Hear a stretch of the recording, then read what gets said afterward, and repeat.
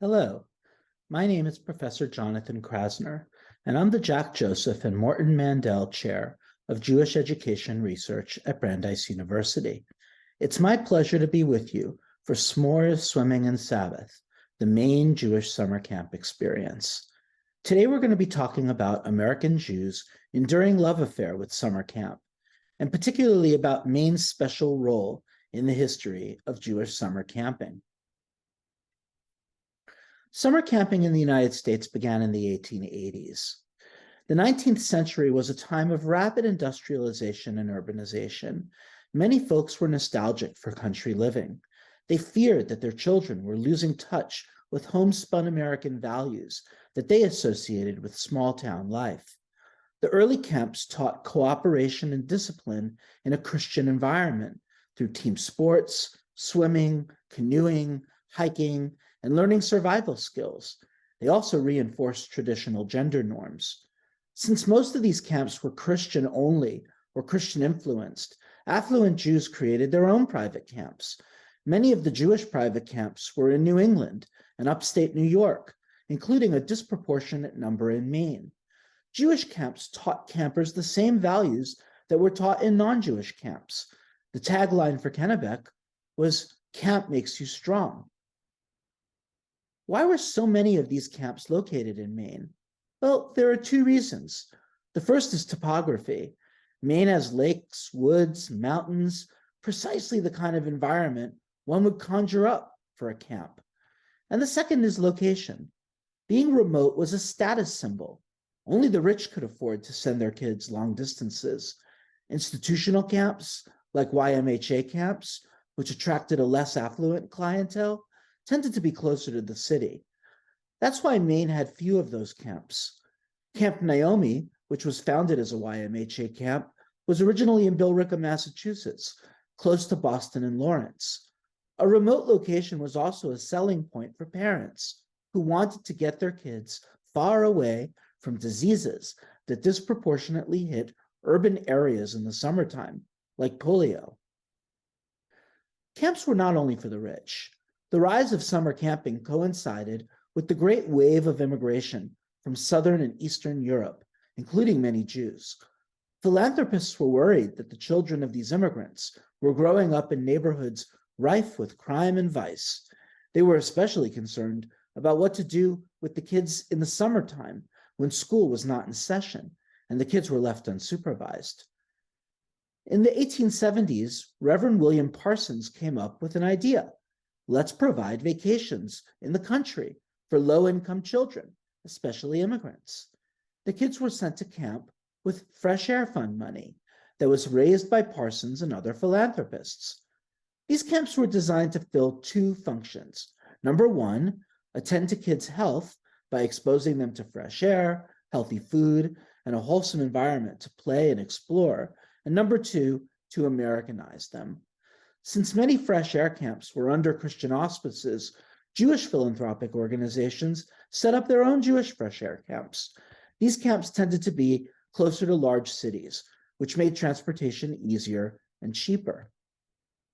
Fresh air camps were vehicles of Americanization and integration, but all Jewish camps focused on patriotism and American values, as you can see from the photo on the bottom of campers and staff from Camp Androscoggin, which might have been taken on July 4th, a summertime holiday that was celebrated with gusto at many camps. Aside from sports, swimming, and campfires, another popular pastime at Jewish and non-Jewish camps alike was playing Indian. Many camps, including Jewish camps, also took Indian or Indian-sounding names, like Camp Powhatan. The camp's first owner and director, Ira Bloom, was called Chief, and in the early years, the camp was replete with Indian symbols and lore. Indian play was phased out by Bloom's son, progressive educator Joel Bloom. Jewish life at privately owned and fresh air camps tended to be minimal. Sometimes there were Sabbath services and kosher-style food. The spectrum in Maine ranged from camps that were kosher to camps like Kennebec that had no overt Jewish character, even though the camp was founded by 3 Philadelphia Jews and served a primarily Jewish clientele. Even camps like Camp Kohut, which held religious services on the Sabbath, was more interested in advertising its athletic fields and lake. A few camps, like Jolie, served a more religiously observant market, but noticed that modern comforts like electricity and modern plumbing were advertised alongside their Jewish credentials. This last point reinforces another important truth about these camps. They were manufactured wildernesses, not truly cut off from civilization. Parents and kids wanted the illusion of an unspoiled outdoors, but they also depended on roads, railway lines, plumbing, electricity, and food deliveries. And most of these camps also included a doctor and a nurse on staff. The lack of Jewishly rich camp environments provided an opening for a new type of camp after World War I, the Jewish culture camp. These were camps that leaned into Jewish culture rather than trying to satisfy a minimal standard or even entirely downplaying their Jewishness. These newer camps came in a number of different flavors. There were Yiddishist camps, Zionist camps, Hebrew-speaking camps, YMHA and JCC camps, like Camp Naomi, and religiously affiliated camps. The oldest Jewish culture camp in Maine was Camp Moden, which was founded in 1922. In the 1940s and 50s, the Holocaust, the creation of Israel, and the growth of the Jewish middle class all contributed to the growth of Jewish culture camps. Hence, the founding of Camp Lown in 1945, the relocation of Camp Naomi to a more spacious, prettier, and remote Maine location, and the opening of its brother camp, Camp Joseph, in the early 1950s. As you can see from the ads, while these camps advertised their facilities and amenities, they also placed an emphasis on Jewish education and culture. So what accounts for the magic of Jewish summer camps? And what's their significance to American Jewish life? Well, number one, camps create an American Jewish subculture, a 24/7 immersive Jewish experience without the distractions of the city. There's no dualism at camp, the way there is at home, where your life is bifurcated between public school and American culture on the one hand, and Hebrew school, synagogue, and holidays with family on the other. Historically, camps were also celebrated as an effective tool for Jewish continuity, a place where Jews can meet, date, fall in love, and marry other Jews. Number two, for those camps that are Jewishly rich, camp is a place where campers and staff alike can live a vibrant, positive Judaism. Jewish campers and counselors participated in Jewish life, particularly on the Sabbath. Shabbat is a special time at camp, as we can see in this photo from Lown. The art of Jewish living also included Jewish music and art, drama and dance. The influence of Israeli culture, from Hebrew songs to Israeli folk dancing, was especially pronounced in the 50s and the 60s. This experience is especially significant for kids who do not have a rich Jewish life at home. Camp is where they are socialized into being Jewish. But even campers from strongly Jewish environments are often attracted to the youthful, fun Judaism of camp, as opposed to the regimented, sometimes austere and lifeless Judaism of home and synagogue. Number three, in their concern for Jewish continuity, Jewish professionals have looked to camp to create the next generation of Jewish leaders, even more so than the home and the religious school. And in fact, campers and counselors from camps like Lown and Naomi and Micah, as well as camps outside of Maine, like Ramah and Eisner and Young Judea, ended up disproportionately taking on Jewish leadership roles in their communities as rabbis and teachers, Jewish organization leaders and lay leaders. Campers and staff also learn about leadership skills that serve them outside the Jewish community. Here we see Ruth Bader Ginsburg leading services at Camp Chinook in the Adirondacks in 1948, where she was designated camp rabbi for the day. Ginsburg credited camp for giving her the skills she needed to be a leader, a successful lawyer, arguing cases, and a Supreme Court justice.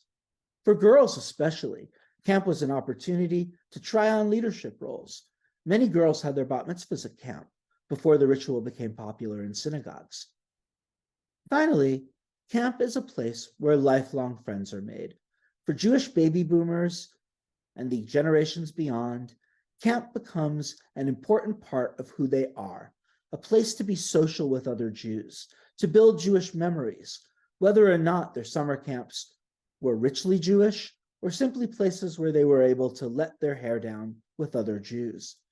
Here's Robert Zimmerman, aka Bob Dylan, at Herzl Camp in Wisconsin, a camp he returned to for multiple summers to be with his buddies. I've suggested some tentative answers to the question of what makes Jewish camp magic, but I'm sure our panelists will have a lot more to say on the topic. So with that, I wish you all a wonderful rest of the program and hope to see you all at Jewish Summer Camp. Good question to kick this off and get us thinking about Jewish summer camps is what constitutes a Jewish summer camp? It seems that there are some camps where religious observance is a really important part of the camp culture. And then there are other camps where that wasn't true, but there were a lot of Jewish kids that went to these camps. So I would start with you, Tom, and we could just go right down the row and talk about that. That's a very complicated question right at the beginning. But I think that there are many different ways of thinking about what it means to be a Jewish summer camp. In the case of Camp Kennebec, which is really the only camp that I know, and I'm going to learn a lot about other camps tonight. The camp was started in 1907 by three very young men, Charles Edwin Fox, Louis Fleischer, and Mickey Katzenberg. He was actually rather, he helped get things started, but Mr. Fox and Mr. Fleischer had a long history with the camp. And they were all under 25 years of age. And when they had their first summer camp, 1907, they enrolled 48 Jewish boys from 7 different states. It was very important to them to have kids spread out among, and over the years, it became even much more spread out. They wanted to have kids meet each other and grow up to know each other in other places beyond their own cities and suburbs. And it is a fact that we did not have a Kennebec from 1907 till its demise in 1992. We did not have Jewish rituals. There was occasionally a Sabbath service where some kids and counselors would come and meet and light the Sabbath candles. What we had more of was what we called quiet hour every Sunday in the evening, because a lot of the people that were hired, these young men wanted to have mature counselors with families. Some of them were from Maine, some of them were from other places. They were school teachers for the most part, mostly not Jewish. Their sons could come to camp for free, so there was a bit of a mix. Certainly it was mostly Jewish kids. And I think I'll stop there, but we'll probably come back to some other ideas about what makes a Jewish camp. But there was definitely a cultural element. Well, yes, but not in a formal way. I rarely heard anybody speak about Jewish tradition. Everybody, I think, was involved. Almost all the kids, maybe all of them, were probably from Reformed temples. Everybody had an affiliation with the temple. Pretty much everybody did. They knew they were Jewish. They liked being Jewish, but camp was mostly about activities, trips out, canoe trips and mountain climbing trips. There was very little Jewish culture expressed.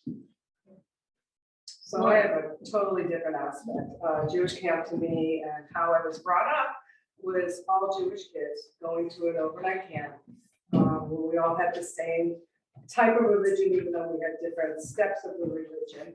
We didn't have to be a kosher camp, but most of them were kosher camps. We had services on Friday nights and Saturday morning and Saturday afternoon. You know, we have an oneg afterwards, and same with Friday night. You have the blessing before and after the meal. You celebrate the holidays if there were any holidays during the summer, and you learned about the history of that. There were Jewish and non-Jewish counselors, but most of them were Jewish, and some Israeli counselors too, and had that affiliation with Israel. It got to a point that when I went to camp, that the big thing to do was to go to Israel in your senior year as a camper there. And I think I had the time of my life going to Israel for a month, and then he went to camp for a month. And it was so important for me that I had to find a camp for my daughter to have that same experience. And she did have that. And she did, but she actually, the camp that she went to Poland first, and I missed out on that experience. And to me, that was worth everything. And I still need to visit Poland. So. Yeah, I represent the day camp perspective on the panel, and so for me, going to Center Day Camp, you know, created as a place so that Jews would have a place to go to camp, and so for me, my experience was about Jewish values. You know, we every day would do the hamotzi before lunch. We were in different phases. Center Day Camp's gone through a lot of phases, but at one point, a kosher camp in that you were asked to bring kosher lunches in. We always said the hatikva at the end of the day. We had Israeli counselors who taught Israeli culture, and we all celebrated Shabbat on Friday afternoons. But at different levels throughout my time. I went from camper to counselor in training to counselor to assistant director, so a long span. And Center Day Camp is still going today. Definitely, you know, I would say probably fewer Jewish campers now than maybe in its heyday, but definitely based around Jewish values and teaching Jewish values, like tikkun olam and things, doing mitzvahs for your fellow camper. So two of you mentioned how important, or that there was a focus on Israel in your camps. What about at Kennebec, Tom? Was Israel part of it at all? Was there any kind of concern or attention paid? I would say not in a vocal way. Whereas Lori's camp, for example, when youngsters got to be at the top of their, near the end of their history, they went to Israel. When our kids got to the top of their camp experience, we sent them up the Allegheny River. Well, there were trips like that in your camp. As a camper, oh yes, we had to go hiking, we went camping, we overnight. You know, we had fun doing things like that too. I mean, it was sports oriented. And we had competitions with other camps.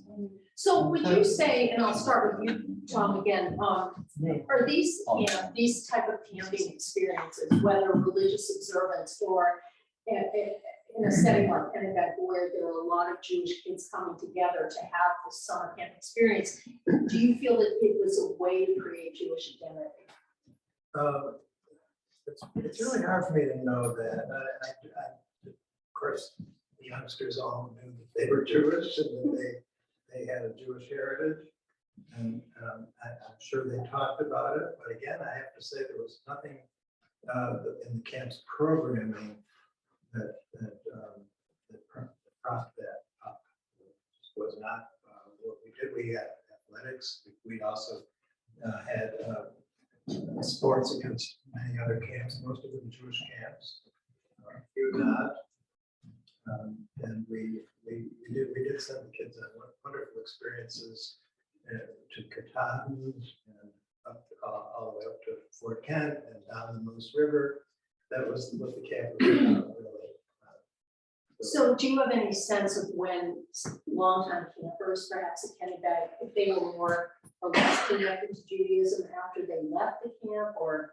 Oh, and yes, and very much so. A lot of my friends, the thing about camps, and I imagine all of us agree on this, you just become so close to your fellow campers. And many of the campers that I was friendly with became president of their temples at home. I would say all of these kids pretty much continued to be Jews at home. But during those 8 weeks, every summer, there was a different environment. I would say a little different for me, and I was thinking about this recently. Somebody asked me, moving to Portland, Maine, where do I send my child to meet other Jews? And, I think I had the experience of going to temple and going to Hebrew school, but seeing friends from other places at camp is where I feel like a lot of my Jewish friends came from. And so I think for me, like going to a camp that was a Jewish camp was a lot of my identity is a lot of my identity as a Jewish person. Would you describe your experience at camp as your most authentic Jewish experience? Or did that come later? Yeah, that's a good question. I would say it's where I spent the most of my formative years. I mean, cumulatively, I said over 20 years. And so I think, that is where a lot of my Jewish identity was formed. I would say that's true. You probably have a different experience. Well, Camp Lown, where my parents met, my mother was from Maine, from Bangor, Maine, and my father is from New Hampshire. My mother started before my father as a camper, and then my father went near the end of when they were campers together, and then they met when they worked on the waterfront. But my father was from Berlin, New Hampshire, and there weren't many Jews in Berlin, New Hampshire. So my grandfather begged the director to allow my father to come to Maine to meet other Jewish children. And that was the main reason why he went to camp. And that's where they met. And that's where they met. And how old were they when they met? They're 2 years apart. 17 and 18, their last few years. 17 and 18, they got married 19 and 20, 21. So they were young when They were young. married, but they stayed in touch. From camp? From camp. Well, they from started, camp. but before they were, they weren't dating each other. When they became water counselors together, that's when they started dating. And even though they knew each other, but they were dating other people, each one of them. So there's this new book out by this woman named Sandra Fox about Jews in America and about the Jewish summer camping experience. And she talks about how fears of intermarriage started to shape Jewish summer camp culture. And she says in her book that the camps, these summer camps, somehow created opportunities for romance. And I'm just wondering how that worked. So, I was trying to get at it from his parents' perspective. But how did that work? Is that true? Well, they got in trouble. They got in trouble on their first date, and they weren't allowed to go to the banquet. What happened is my mother wanted to go to some musical play, and she convinced my father, her boyfriend at the time, to sneak out of camp. They changed in the car. They went to see this musical play, and then they snuck back in, but someone saw them and reported it to the director, and they both got in trouble. So that's how they dated then. Did you say they got married at 21? That can't be right. No, when they were When they 21. were 21. They were 21. They were, I think it was 19 and 22. So what were these opportunities for socialization with other genders? So at Kennebec, was that encouraged? Or? Well, it was an all boys camp. So you probably couldn't discourage it, right? Perhaps today there would be romances among the kids because they want to come out. They do. Today. Oh, that's true. But we didn't have any socializing with girls' camps, so it was really an all-boy experience all summer.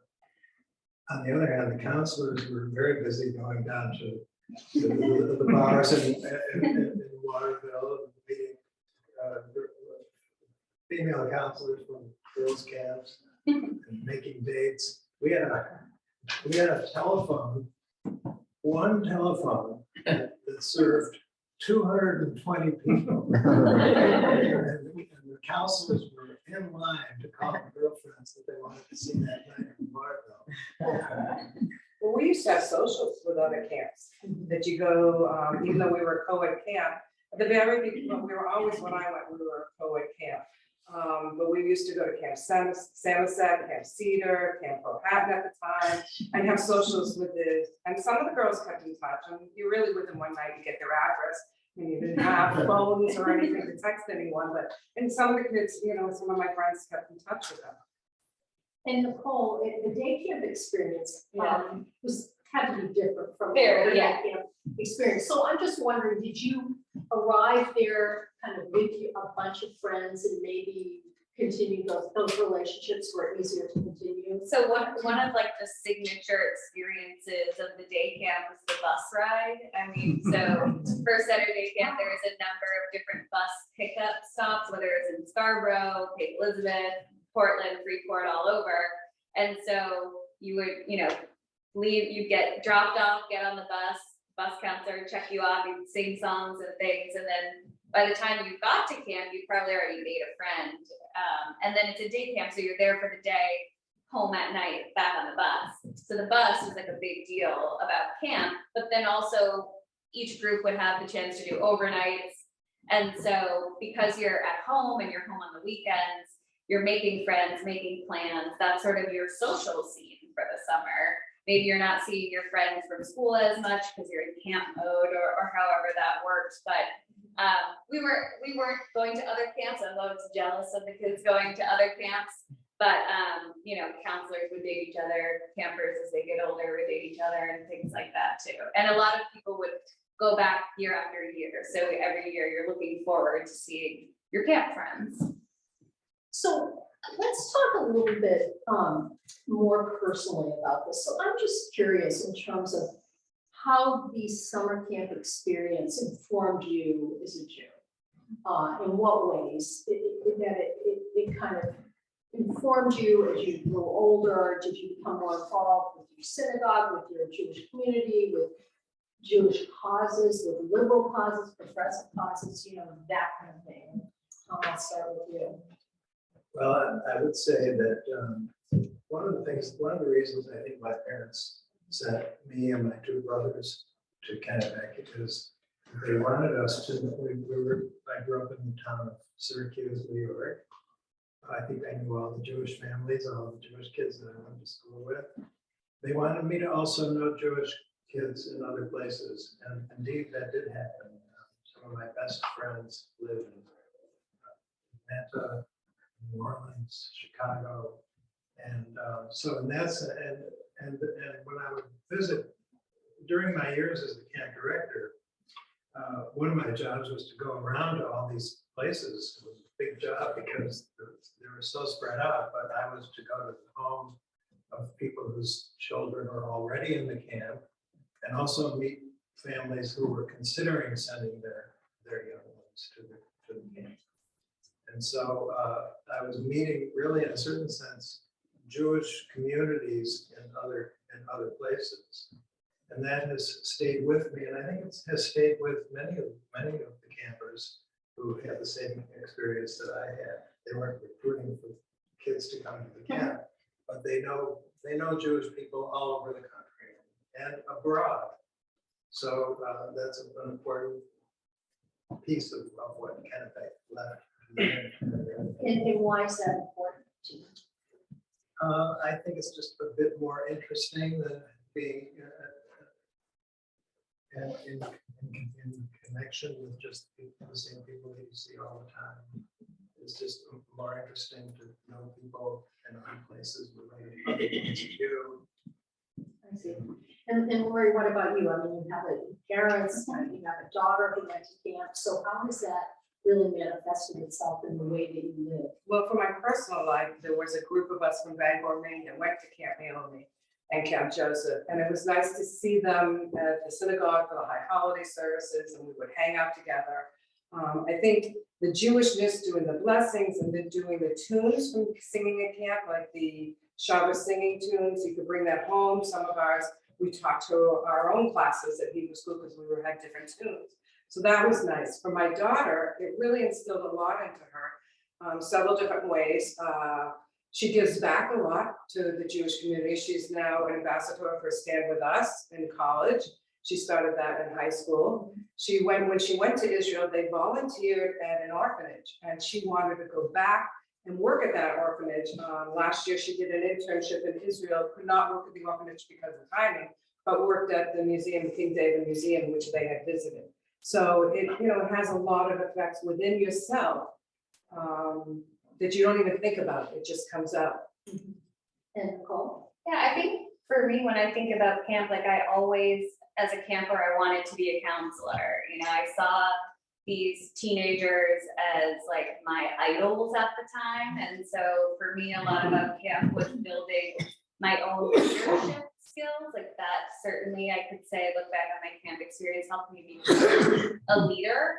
And then thinking about like my Jewish identity too, similar to what you said, like wanting to see people in the off season made me get involved in USY as a young person in Portland, and then meet even more Jews around New England from going to conferences and things. And then now having the opportunity to serve on the board for the Maine Jewish Museum, sort of bringing it all full circle and seeing people throughout my lifetime and community and their connection. It's just always been a strong part of my identity and building the skills that I needed and now use as an adult. And it sounds like all of you have lifelong friends from you. Is that correct? Yeah. And are there these reunion circles and Facebook? Well, because of Facebook, Pages and- I think we have to thank Facebook because we're now all a family. We consider ourselves a family. And we are in touch as a group of us that are always on Facebook. And if something happens or something good or bad, we're in touch. We celebrate people's what they do in the world and how they're doing well in the world, or how if they lose their job, we're all there for each other. We are having a reunion. We have a reunion now we're trying to do every 5 years for Camp Naomi, Camp Joseph.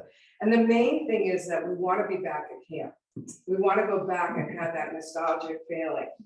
Which is hard. So, to get the camp to do it at the moment, the location where Camp Naomi is being sold. So we're in a flux with that, but it's always been wanting to go back and be with each other. Unfortunately, we all have changed in our lives too. And you grow up and you change and you're not that same, sometimes you're not that same person that you were. So you have to accept people for who they are and what they are when they do grow up. Yeah. Well, that's true. Yes. Since Kennebec closed in 1992, that's a lot of years ago, the reunions have been extremely wonderful and continue to be, although the alumni get older and older. And we have every 5 years also a reunion. Reunions are usually in Philadelphia because that has somehow that's the basis of the beginning of the camp. And a lot of Kennebeckers live in that area. But sometimes, a few times the reunions have been held in North Belgrade.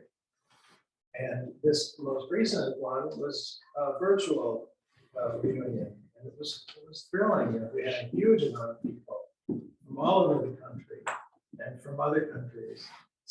I think we had 300 people on this virtual reunion.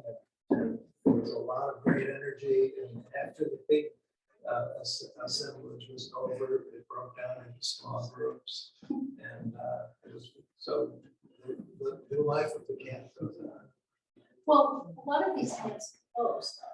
Yeah. So what is the future of Jewish summer camps, and where do kids go now? Where do Jewish kids go now? There are a lot of opportunities for children out there in the summer. So I'm wondering if you have any thoughts on that, Cole? Do you want to start? Yeah, I mean, I think unfortunately there are fewer options in Maine. What the ones that are open, it's like Camp Micah, Camp Kingswood. Center Day Camp is still kicking. And is there another opening? Camp Muddah. Camp Muddah, yeah. So many fewer options. But I mean, there are still Jewish summer camps in other New England states. Like the video said, you've got your Camp Ramaz and Tel Nor and things like that. So it's still there. I think I always say, like, Jews love summer camp. I mean, I think we'll find them. But I wonder if the Jewish summer camps are different in other states are different from the Maine Jewish Summer Camp experience. Do you all have any thoughts about that? I have a sense that the camping business has shrunk, Jewish camps and non-Jewish camps. That there's a certain specialty type of thing that you can send your children to, or families travel together. I know that, at Kennebec, I wasn't actually involved as the director for the last 2 decades of its history, but we saw the camping business in general shrinking because of so many other things that people could do. Well, they struggled during the pandemic, but they really, I mean, they did Zooms, they tried to keep the camps going with kids at home. And to me, that meant a lot. I sat in a lot of the Friday night services, or if they had services, and I thought that was so nice that the camps were doing that, even though the children weren't paying anything towards the camp or giving the camp any money, you know, so they still went on, and with grants and stuff, they were able to. But Jewish camps, when my daughter was 8 years old, we went and looked at Jewish camps. We looked like we were looking at colleges. I had a list of Jewish camps that were, and I consider a Jewish camp meaning all Jewish kids. So there are the Mattapanai, the Matoka, the Manitou. Yeah, they might be Jewish camps, but to me, they weren't. Jewish camps were religious services, or if it was kosher or non-kosher, but it was kosher style. And that to me was important. So we have a list of camps, and we went to see it in session. And that made a lot. Of course, the kid doesn't know anything. I knew, but the kid didn't know. My kid kept filling the beds, and she can't like her beds. The best thing. So I mean, it's, you know, but really, you have to find a good fit for your child. And there's so many camps right now. There are a lot of camp specialists out there that will help match you, whether it's day camp or overnight camp, or if you need a travel camp, or be in Israel. So that really helps out a lot. And these people actually go to camps and visit camps and sees what, you know, what's going on in camp and try to fit your child to it. But I think too, it's important that we as like members of the Jewish community also try to support our Jewish camps. You know, I think Center Day Camp is completely booked up for its 2 sessions this summer, which is fabulous to see. And, you know, I hope that's always the case.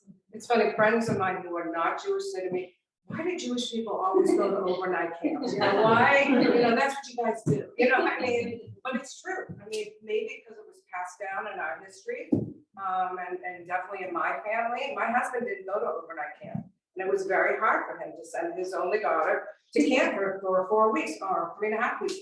Oh, she's not going to be happy. She's not going to like it, and she loved it. I mean, yes, you have your homesickness, you have your things, but the life that she had at camp, you can't get that experience anywhere else. So I want to turn it over to the audience so we can get some questions. But before we do that, I want to ask you a question. Are there people in this audience? How many of you went to Jewish Summer Camp? And do any of you know each other? I mean, from Jewish Summer Camp? Yeah. You do? Okay, there are people that do. So this is interesting. Okay. So I wanted to just throw it out there for you to ask questions, the gentleman in the back. I think there's an issue that has been glossed here. Professor Krasner mentioned it, and that was that the earliest Jewish summer camps were started because Jews couldn't go to the camps that were already there. And that's really important, and I think is a generational thing. Tom Wilson and I went to Kennebec together. We're a lot older than the rest of the family, and that's significant.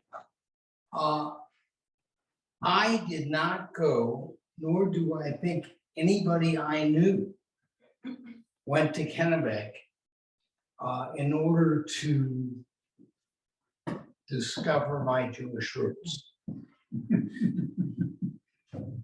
Kennebec was one of a group of camps, wigwams up there, all the Camp Belgrade, all the camps that we participated in athletics with and so on. They were all camps that were available to me. I didn't know about the camps that weren't available to me because I never thought about going there. my brother and I both went to Kennebec because that was where our friends went. We didn't need to go to Kennebec to discover our Jewish roots because when I was growing up, like most people at Kennebec, I grew up in an urban area, Baltimore, where all the Jews lived together. That was true of Philadelphia, that was true of New Orleans, it was true of Syracuse, it was true of every place. Jews all lived together, so all our friends were Jewish by default. We didn't go to camp in order to make Jewish friends, it was just, you know, that happened. And you're by saying that your default. choices were limited as well. Well, Yeah. I didn't think of them as limited because it never occurred to me to look for another opportunity. But that said, being at camp was a hugely enriching experience in terms of friendship. Many of my friends still are people I went to camp with. As I came in the entrance, there's a big picture there of Kennebec. I might have been in that picture because there's a whole line of kids that were in my year at Kennebec. One of those people is now one of the senators in the state of Connecticut, Senator Blumenthal. But I could name you every kid there, and some of them, one of them I talked to on the phone a couple of days ago. So very rich friendships. But I mean, as Tom said, we didn't have Jewish rituals. So do you But- have a question for our panelists? Well, or- I just want to make this point Yeah, because I yeah. think it was missed in the discussion. Mhm. The Jewishness was kind of assumed, Okay, all right? and do you agree with that? Yes, I think that's. One thing I'll just add to that point too is, you know, camps like Center Day Camp were created by, and this was in the video as well, by families coming together to create a place where their children could go when they couldn't go to other places.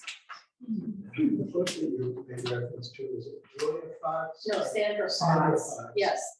I think she also was making the point in that book that a lot of camps started up right after World War II. That's right, she does, yes. Because kids needed to feel safe and be with Jews and have a good time. And so from 1946 and on, a lot of new camps sprung up for that purpose. Yes, sir. I think that Jewish music wasn't just performed at the Jewish summer camps, but a lot of it was created in the summer camps and then was popularized. Like Lori was saying that you come home and you have these songs from Jewish camp. Does anybody know more about that? About how Jewish music was influenced by the camps? Well, we actually, in Kennebec, we did have a number of camps, songs that were written for the camp. It's hard to say whether they had Jewish content or not. A friend of mine, Don Clark, who was, his father was Artie Clark, who Don tells me is now 98.33 years of age. And Don reminded me of a song called Could I But Speak? And he told me that I should, if I could, sing it on this occasion. Ain't gonna happen. But, and I also talked with my friend Bob Stern, who arranged the music of this song, Could I But Speak. Apparently, although the history is not definite. They wrote this song as two prisoners of war. And they sent the song, and in 1946, it reached camp, and Bob Stern arranged the music for it. And it's called, and I'm going to just read a few of the lines of the song. Could I but speak to all you boys, my thoughts would drift to Maine. I'll sing it. I talk about a camper's joys of days not spent in vain. There is a shining lake, a campfire's lasting glow, then taps ends the day. It's been a long, long time since I've been up there. Memories of Kennebec. If it's true, and I think it is, I'm not positive, it's a very touching thing.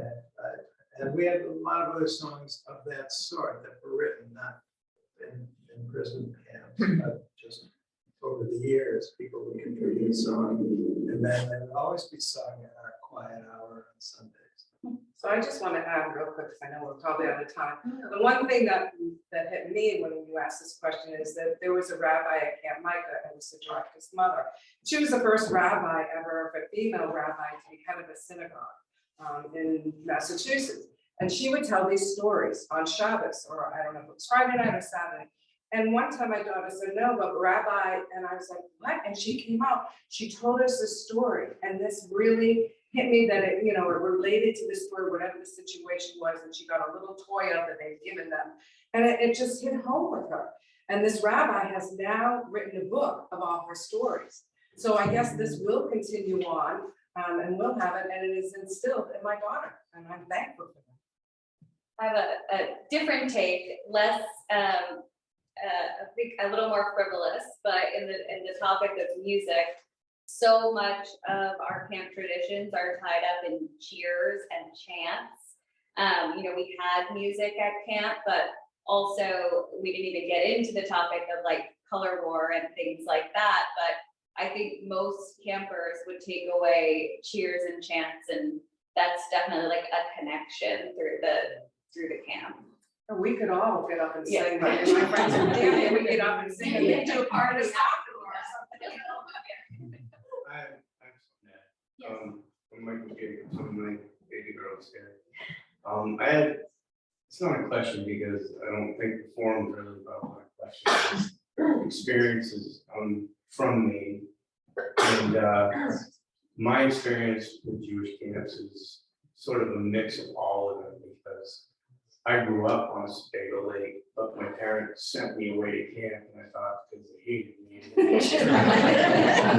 And I went to Camp Joseph, and I also went to Camp Samoset, kicking and screaming all the way, because when I went there, there were rules, and when I wanted to go on the boat, I had to get permission rather than jump in my own and go. But my family has legacy at Center Day Camp as well. In our camp, we can swim to camp there. And I think this gentleman here made a really important part about the Jewish identity at camps, because I'm just on that cusp of the generation where our lives revolved around all of the Jewish organizations, because we weren't allowed in, like, when I grew up in Portland, we had our own fraternities, we had Center Day Camp was, but we didn't know growing up we were going to these camps because we weren't allowed anywhere else. And so I can tell you that my experience at Camp Joseph, I was much younger, probably 9 years old, and at Samoset, I was from Brandeis, 12. And it was cool because it was boys camps, and you met kids from all over the country and some other parts of the world, and they had a completely different life than we had. You know, they went to boarding schools, and then in the summer they were shipped off to summer camps. So I was like, boy, I don't think my parents don't like me as much. Center Day Camp, you know, it's still alive today, although I've experienced with them the idea that being a Jewish camp is nice, but it's not bringing kids here. So it's a different world now, but we had a lot of inner dances with Naomi and all that, but, and actually a lot of the summer camps in Maine are Jewish owned, but not Jewish camps. Right. Jody, I know you had a question. Well, I feel a little funny even asking it, and the question is ultimately for the two women on the panel because they were Jewish observant camps, you know, not to ignore you, Tom. But I grew up, for background, I grew up in suburban Philadelphia, and probably 70% of my high school was Jewish, and most of them went to Jewish camps in the Poconos. And my father was a doctor at Camp Kennebec, and so we came up to Maine for the summer. And my parents sent me to a girls' camp in Belgrade that was not Jewish. And I was really glad about that because from the stories my friends told, most of these Pocono Jewish camps, as I understood it, they were co-ed, which I didn't want any part of in the summer because in public school as a young teenage girl, you're always worried about how you look and if this boy likes you. And I didn't want to spend my summer like that. I think there was a practice of tipping counselors, and so the counselors behaved differently. I had the impression that their trips out of camp were to go bowling or to the equivalent of Funtown Splash Town. And the camp I went to, we had no dances. We had sailing races with a boys' camp, but it was really focused on sailing and canoeing and trip. You know, we hiked and we did whitewater canoeing and riding and all of that. And I guess what my question is I wondered if Jewish camps in Maine were different than the impression I had of, you know, for me, it was a relief not to be in that atmosphere. Well, I mean, I went to a co-ed camp, so I can't really answer that, but when I was looking for my daughter to go to camps, I wanted her to be at a co-ed camp because that's the way of the world. We live in a co-ed world. And that's how I felt, that she needs to learn to live in a co-ed world, especially being an only child. Our camp was also co-ed, but as a day camp, we didn't have the overnight piece to it. But we did, as we got older, more progressively challenging outdoor experiences, I would say. And there was a time when we were taking a bus to New York City. That did happen, but we also commute 26 miles every summer and had opportunities to go hike Acadia. So I would say it was different than maybe some of those experiences, but we weren't an overnight camp either. Thank you. So this is addressed to Tom. I went to Endoscopy, by the way. Did all those trips. In fact, I had no idea Kennebec was a Jewish camp. Because Endoscopy was the same thing. Stephen Sondheim went to Endoscopy. He was never, I looked this up, I did a little research. He never set foot in a synagogue until he was an adult. Anyhow, my question for you is, there are different ways, it seems to me, to acquire your Jewish identity. The two women, it's very clear to me, they want to instill it through sending their kids to a Jewish camp. You described a camp just like the one I went to, where I don't remember ever hearing the word Jew or the word Israel in the years I was there. But it's interesting to me, you changed your name. So you acquired more of a Jewish identity later on, no? Could you describe how that happened? Yes. So I have a long time relationship with another man. We've been together for 49 years. And we met after when I decided that I wanted to be honest to myself, I gave my partners a 1-year notice that I was going to resign. Can't just say I'm leaving in 2 weeks and it's kind of a job. So and then my husband, who's a physician, we went to Minneapolis for his residency, and there were a lot of Wilsons, but there were not any Weinbergs. And the first thing that people in Minnesota say to a new person, perfectly well-meaning, what church do you go to? And, my husband would say, well, I don't go to church. And I would say, well, I'm actually Jewish, so when I go to a temple. And it was at that point that I thought, yes, I would like to have the name Weinberg, so that there was another sort of coming out for me. And so that's when I took on the new name in the early 1980s.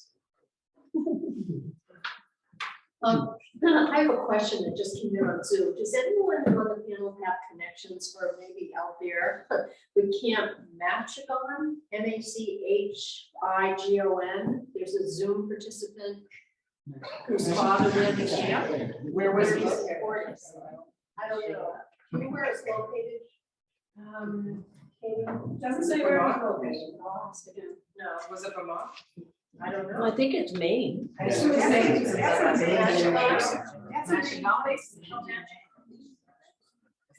anyone know? Really? Say the name of the camp again. Machigon, One of but it's the just. very- Machigon. Yeah.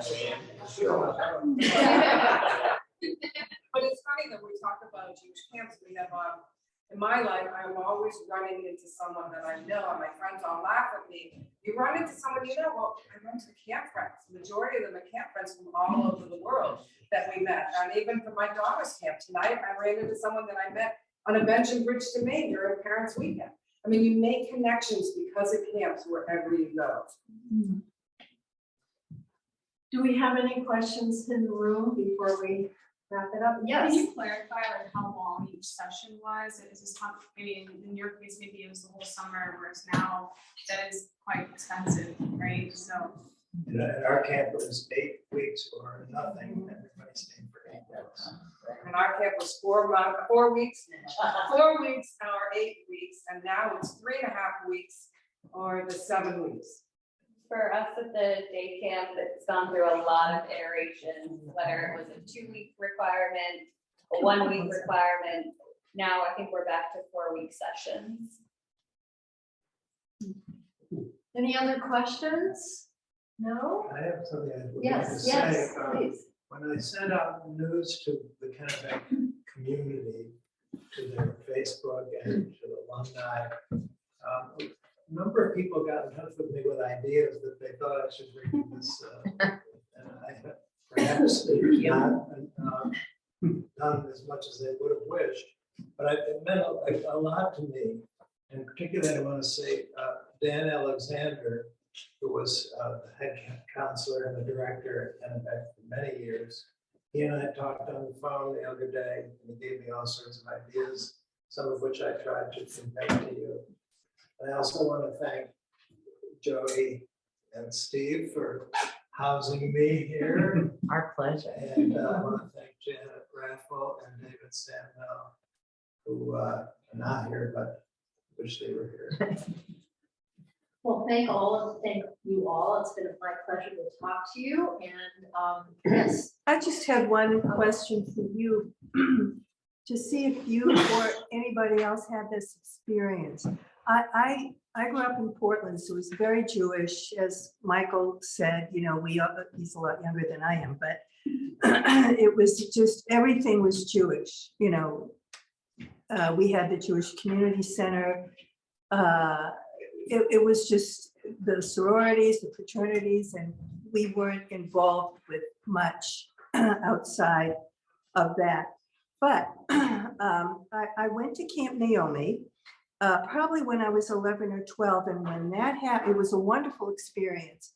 I went for a number of years, but I became very aware, and I wonder if any of this happened to you, that there was a big divide, because I was privileged to be able to go to camp. And there were a number of my Jewish friends my age that didn't go to camp. And they didn't go to camp because their parents couldn't afford it. And that just occurred to me that, you know, at the time, that I was privileged, and I never thought about it before that. The camp was like the divide, and I went to Naomi, and it's kind of middle of the road, you know, kind of expense probably, I don't know. But people that had higher means went to fancier camps. And so it was like an epiphany that the world isn't fair. So I just wonder if Well, they that do was, have scholarships. A lot of the kids, I mean, even back then, they did offer scholarships to a lot of kids, and they still do now. I think I had, in some ways, a similar experience of growing up at a time when I was one of few Jews in my school community, and then going to a camp that was actually much more diverse in terms of towns represented. I grew up in Falmouth, went to camp on Sebago, and there were buses bringing campers from Freeport, Scarborough, Cape Elizabeth, Portland, all over. And so I think for me, actually, camp was a bit more of a diverse experience, perhaps, than for some others. Yeah. Well, I just wondered if that happened to anybody We else. had a situation somewhat like that too. The kids that went to Kennebec were privileged kids. But the alumni, Dan Alexander also reminded me of this on the phone a few days ago. The alumni would raise money to invite youngsters who live in Maine to come to camp on scholarships. They were not Jewish kids. They were non-Jewish, but they mixed in with the Jewish kids who were the majority, and with the sons of counselors who were not Jewish. So there was an effort to give that kind of an opportunity to And those who couldn't afford it. Recently, Camp Nashoba, which was in Raymond, offered the town kids to go as day campers. So they would have kids from Raymond or Wyndham, and they offered the children to attend camp for the day. I mean, the whole summer, but they went home at night. So there are those things that are still happening, which is very nice. All right, thank you all, please. Oh,